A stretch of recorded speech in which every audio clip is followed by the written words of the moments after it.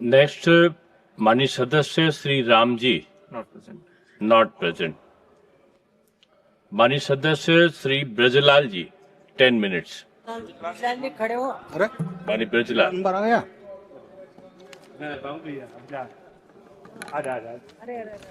बहुत बहुत धन्यवाद सभापति महोदय, आपने मुझे आज ये बोलने का अवसर दिया है।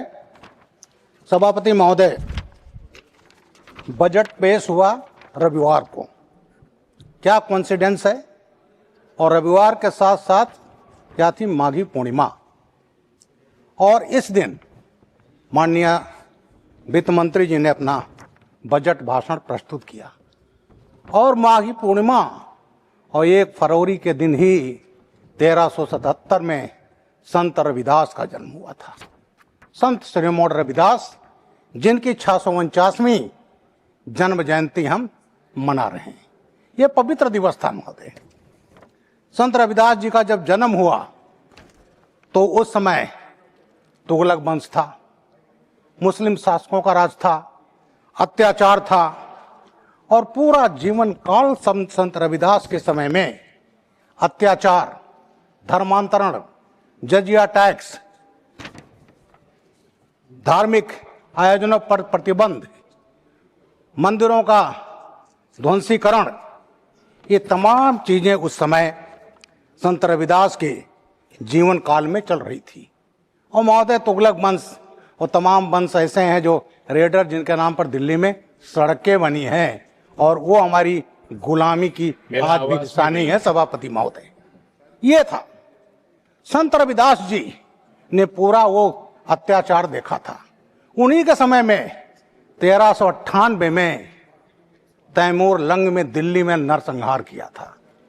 उसने आते ही जो उसके पास 10,000 प्रिजनर ऑफ वॉर थे, उनको मार दिया सबको।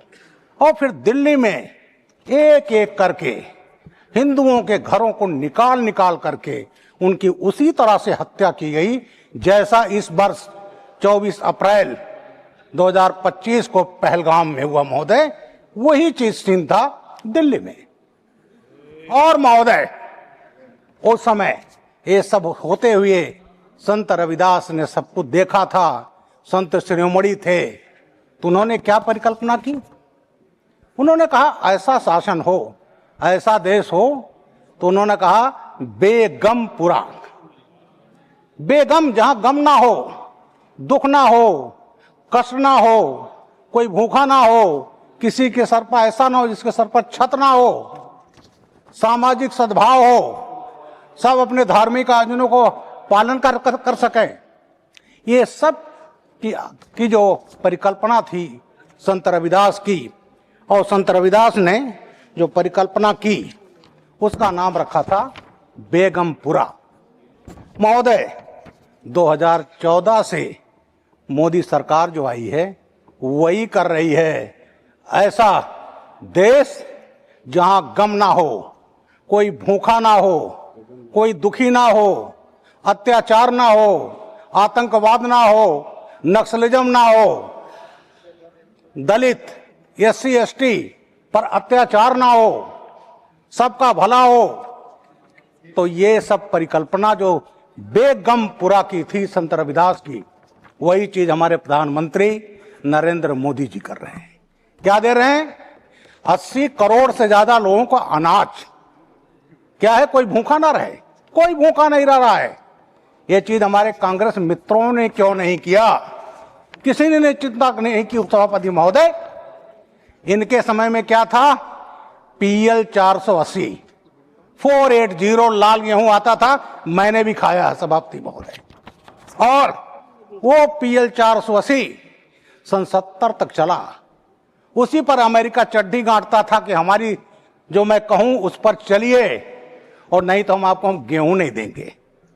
सभापति महोदय, PL 480 तो खत्म हो गया 16 वर्ष बाद, लेकिन उसके रेमिनेंट्स पार्थेनियम ग्रास के रूप में, गाजर घास के रूप में आज भी है, जिसे कांग्रेस घास कहा जाता है, जिससे आज भी किसान परेशान है सभापति महोदय। वो PL 480। और मोदी जी ने क्या दिया? कोई भूखा ना रहे, अब दूसरी बेगमपुरा की कल्पना, छत, घर पर सबके सिर पर छत हो, तो आज 4 करोड़ से ज्यादा लोगों को मकान दिया जा रहा है, शहरी क्षेत्र हो, ग्रामीण क्षेत्र हो। तो महोदय, ये जो दिया जा रहा है जिससे कोई दुखी ना, ये भी है बेगमपुरा की कल्पना। इसके अलावा महोदय, विकसित भारत जी राम जी, गरीबों को, मजदूरों को पर्याप्त इन्होंने 100 दिन का दिया, हम 125 दिन का दे रहे हैं। महोदय, पहले जी राम जी में लोगों को महीनों महीनों उनको मजदूरी नहीं मिलता था, और आज वो मजदूरी 1 हफ्ते में देना होगा, और नहीं दिए तो उसको ब्याज देना पड़ेगा। और महोदय, अगर वो मजदूरी मांग रहा है, काम मांग रहा है, काम नहीं दिया तो आपको बेरोजगारी भत्ता देना होगा। तो सभापति महोदय, उन्होंने ये मजदूरों के लिए किया गया, ये भी कल्पना है बेगमपुरा की। इसके अलावा किसान, भारत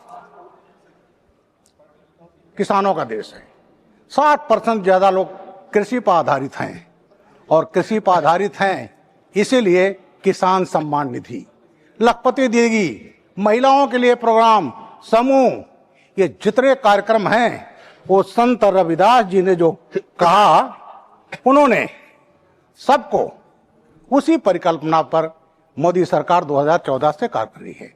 अब महोदय, इतना बड़ा परिवर्तन आया कैसे?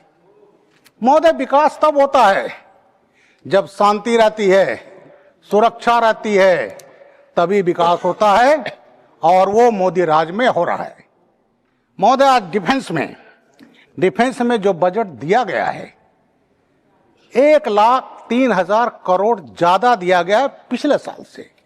7.85 करोड़ लाख करोड़ का बजट, और 1,03,000 करोड़ इस वर्ष ज्यादा क्यों दिया गया है? सीमाएं सुरक्षित होनी चाहिए, और आज भारत इंपोर्टर से एक्सपोर्टर कंट्री बना है, ये मोदी सरकार में संभव हुआ है। जबकि यूपीए सरकार में, पहली सरकार में जब शुरू हुआ, जीप घोटाला से शुरू हुआ था। अब वीआईपी हेलीकॉप्टर घोटाला, बोफर्स घोटाला, महोदय, घोटालों की सरकार थी। डिफेंस में के साथ, भारत माता के साथ इस टाइप का होता था। लेकिन आज जो हमारी सीमाएं सुरक्षित हो रही हैं, हम तमाम एयरप्लेन बना रहे हैं जनाब, C-295। पहले हम AN-32 और AN-12 पर आधारित थे, आज हम बड़ौदा बना रहे हैं C-225। आज हम 5th जनरेशन प्लेन बनाने के कगार पर हैं। किसी दिन आप सुनेंगे कि हमने 5th जनरेशन प्लेन बना लिया। AMCA बना रहे हैं, और हमारी ब्रह्मोस मिसाइल्स में तो दुनिया में हम करीब करीब बहुत आगे हैं सुपरसोनिक मिसाइल्स बनाने में, और उसका प्रयोग, उसकी टेस्टिंग भी हो चुकी महोदय, ऑपरेशन सिंदूर में। तो इस तरह से हमारी सीमाएं सुरक्षित हैं, और इसी तरह हमारी आंतरिक सुरक्षा। यूपीए काल में धमाके, दिल्ली हो, जयपुर हो, अहमदाबाद हो, आर्थिक राजधानी दिल्ली हो, हैदराबाद हो, साइबर सिटी बंगलौर हो, हमारे तीर्थ स्थल हो, काशी हो, अयोध्या हो, गुवाहाटी हो, धमाके ही धमाके। और वो धमाके जब होते थे तो ये उस पर कार्रवाई ना करके कहा जाता था भगवा आतंकवाद, फर्जी नैरेटिव कहे जाते थे महोदय। लेकिन जब मोदी सरकार आई तो इसको कहा गया जीरो टॉलरेंस, और जीरो टॉलरेंस हमने करके दिखाया।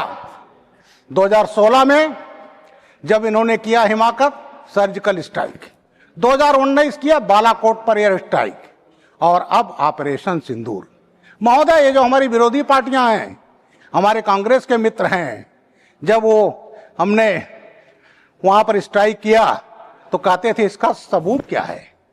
तो महोदय, वो करके हमारी सरकार ने दिखा दिया है, और आज किसी की हिम्मत नहीं होगी कि हमारे यहाँ ये कुछ कर सकें। और श्रीमान जी, मैं थोड़ा समय चाहूंगा, 1 मिनट। महोदय, माननीय मनमोहन सिंह जब प्रधानमंत्री थे तो उन्होंने कहा था कि ये जो नक्सलिज्म है, ये हमारे देश के लिए सबसे बड़ी समस्या है। वो चाहते थे कि खत्म हो, लेकिन महोदय एक होता था एक असंवैधानिक नेशनल एडवाइजरी काउंसिल। मैं नाम नहीं बताना चाहूंगा नेशनल एडवाइजरी काउंसिल की चेयरपर्सन कौन थी, लेकिन उसमें जो लोग ऐसे थे उन्होंने कहा नहीं, नक्सलियों के खिलाफ कोई कार्रवाई नहीं। और साहब प्लीज थोड़ा सा और दे दें, तो कोई कार्रवाई ना हुई महोदय, उसमें नहीं हुई कार्रवाई। तो इनके समय में बात आगे इसलिए, और आज हमारे प्रधानमंत्री जी के नेतृत्व में आज नक्सलवाद खत्म हो गया महोदय। 31 मार्च को नक्सलों का सफाया हो जाएगा। इनकी सरकार में मध्य प्रदेश में कांग्रेस की लीडरशिप मार दी गई, बाबू विद्याचरण शुक्ला जी मारे गए प्रदेश के अध्यक्ष, तब भी इनके आपका कान एक पर मिनट जू पूरा नहीं हो रहेगी गया। महोदय। तो नटसल में मैं समराइज कर रहा हूं। अब यहाँ पर शांति है, सुरक्षा है, इंटरनल सिक्योरिटी है, सीमाएं सुरक्षित हैं, तो सब संविधान का धन्यवाद। जो सपना था धन्यवाद। बेगमपुरा, तो बेगमपुरा की स्थापना हुई है सभापति महोदय इस देश में। इन्हीं शब्दों के साथ बहुत बहुत धन्यवाद समय देने के लिए। धन्यवाद। आप भली भांत अवगत हैं कि जब किसी सदस्य के जो सम्मानित सदस्य का हो उसके बारे में कोई आक्षेप करना हो, नहीं, नाम नहीं लिया उन्होंने किसी अरे का। मेरी बात तो सुनिए, बात तो सुनिए। मैं कहता हूं प्रधानमंत्री के लिए अभी 3 बातें, तो कहोगे आपने नाम नहीं लिया, नाम नहीं लिया। चलिए, आप कहना क्या चाह रहे हैं इसमें? मैं ये कहना चाहता हूं चेयरपर्सन यूपीए कह देने के साथ जो हमारी सदस्य थी, मेहरबानी करके वो सारा अंश कार्रवाई से निकाल दिया जाए, क्योंकि जब किसी सदस्य के बारे मुझे में लगता है चेयरपर्सन नाम नहीं लिया है। अगर चेयरपर्सन लिया होगा तो हट जाएगा। अगर चेयरपर्सन लिया कहा होगा, है, चेयरपर्सन कहा है, चेयरपर्सन कहा है। नहीं ठीक है, जो नियम होगा उसके अनुसार अगर चेयरपर्सन लिया होगा, वहां वर्तमान सदस्य का नाम नहीं लिया जा सकता, ऐसा है तो निश्चित रूप से नियम का पालन किया जाए। ठीक है, कर दीजिएगा, नहीं तो हम मैंने कहा ना कि जो उनके प्रशंसा में ऐसे गीत गा संसद देंगे की कि कार्रवाई है वो बर्दाश्त नहीं कर नियम से पाएंगे। चलेगी। अगर नियम में नहीं है तो निश्चित रूप से नहीं होगा, वो नहीं आएगा इसमें कार्रवाई में। नेक्स्ट